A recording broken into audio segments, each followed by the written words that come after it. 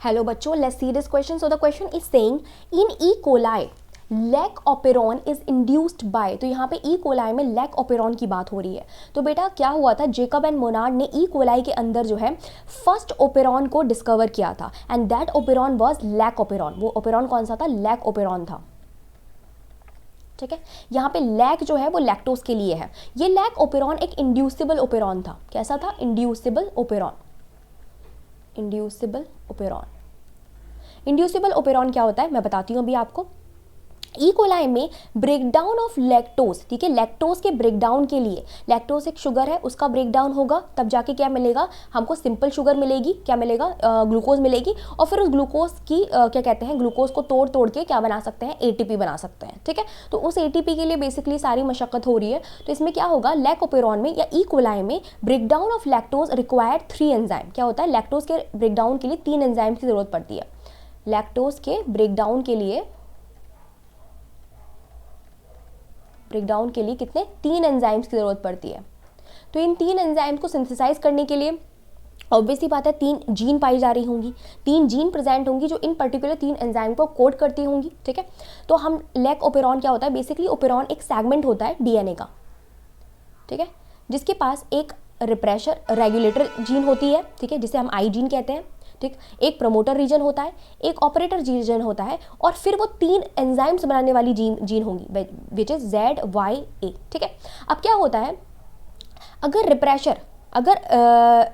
Regulator gene express हो गई और इसने मैसेंजर आरएनए बना लिया और मैसेंजर आरएनए के थ्रू इसने रिप्रेशर प्रोटीन बना ली, तो ये क्या करेगा, ये जाके बाइंड कर जाएगा ऑपरेटर पे।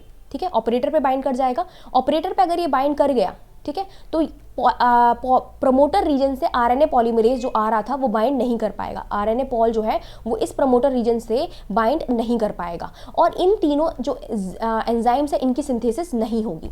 ठीक है, और इनकी सिंथेसिस नहीं होगी तो लैक्टोज का ब्रेकडाउन भी नहीं होगा। लेकिन अगर हम क्या डाल दें, अगर हम इस ओपेरॉन में, ठीक है, लैक्टोज प्रोवाइड कर दें, लैक्टोज अगर प्रोवाइड कर दें तो ये लैक्टोज भागती हुई जाएगी और ये किससे बाइंड कर जाएगी? रिप्रेशर प्रोटीन से बाइंड कर जाएगी।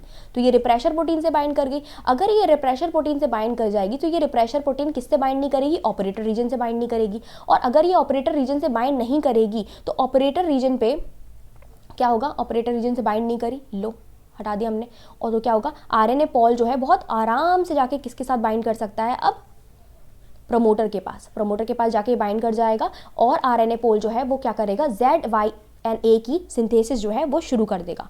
तो ये क्या? मैसेंजर आरएनए बनेगा और फिर क्या बन जाएंगी? तीनों के तीनों एंजाइम बन जाएंगे which is required for breakdown of lactose. तो यहाँ पे लैक्टोज जो है वो बेसिकली क्या करता है, लैक्टोज जो है क्या कर रहा है यहाँ पे? एडिशन ऑफ लैक्टोज जो है स्टिमुलेट करता है प्रोडक्शन ऑफ एंजाइम। ठीक है, एडिशन ऑफ लैक्टोज क्या करता है? स्टिमुलेट करता है इन तीनों एंजाइम की सिंथेसिस को। तो इसी वजह से ये ओपेरॉन कैसा जाना जाता है? इंड्यूसिबल ओपेरॉन जाना जाता है। तो यहाँ पे इंड्यूस करवाने का काम किसका है? लैक्टोज का। तो C lactose is the right answer.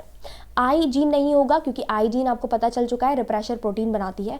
Promoter नहीं होगा क्योंकि प्रमोटर से कौन? आरएनए पॉलीमरेज बाइंड करते हैं। बीटा गैलेक्टोसाइडेज नहीं होगा क्योंकि बीटा गैलेक्टोसाइडेज बेटा इनमें बनने वाला एक एंजाइम है। ये 3 एंजाइम में से एक एंजाइम कौन सा है? Beta galactosidase. दूसरा है परमीज ट्रांस एसिटाइलेज, ठीक है, और हमारा परमीज है, और तीसरा है ट्रांस एसिटाइलेज। ठीक है, आई होप आपको समझ में आया होगा। Best of luck.